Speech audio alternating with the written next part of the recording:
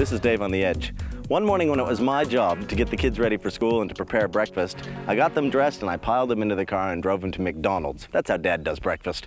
And so we sat down at McDonald's and I'd torn up all of their pancakes. I'm not sure if you did that when you were little, but they liked them all torn up in little pieces, and then they would dip them in the syrup, and they called it the dipping sauce. And as everything was ready and all there on the plate and on their plates and everything, all three kids, I whispered quietly to them, "Okay guys, who wants to say prayer?" And Mikey, my littlest one, he wasn't sitting properly. He had his feet underneath him, and he jumped straight up into the air and he yelled, "I will pray." And the McDonald's was full of people, and everyone stopped and they just looked at Mikey. If his mom had been there, she would have grabbed him, pulled him down and said, "You be quiet, young man." But I saw a sermon illustration in the making. And so I just said, "Thank you, son, go ahead." And standing there, he said, "Dear Jesus, thank you for our food. Please bless it so that we can be strong. Amen."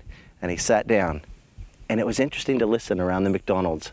The little comments, "Oh, that was cute," and people snickering, having a laugh, and little conversations started back up again. And I thought to myself, I wonder how many times an entire McDonald's has had their food prayed for. But Mikey had just blessed everybody's food there.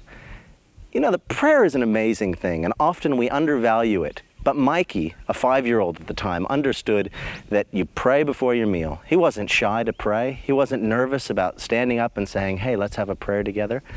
I think sometimes when you meet someone and you have a conversation with them and you realize that the right way to finish would be with a prayer, what's the harm in doing that?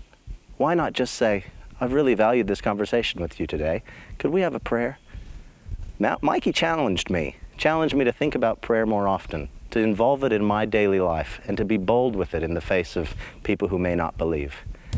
This has been Dave on the Edge. Where do you stand?